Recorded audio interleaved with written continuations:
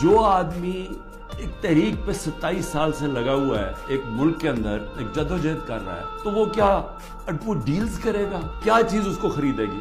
بتائے میرے ضمیر کی کیا قیمت ہے؟ کیا پرائم منسٹرشپ قیمت ہے کہ اگر آپ یہ کر دیں تو آپ کو پرائم منسٹر میں تو پرائم منسٹر بن چکا ہوں، اور میں نے جب پرائم منسٹر بنا میں نے ایک بات کہی کہ اگر پھر وہ مجھے 2018 کا موقع ملتا میں سیدھی الیکشن پھر سے کرواتا، کیونکہ جو میں انصاف لانا چاہتا ہوں اور طاقتور کو قانون کے نیچے لانا چاہتا ہوں وہ آئی تب سکتا ہے جب آپ کے پاس طاقت ہو۔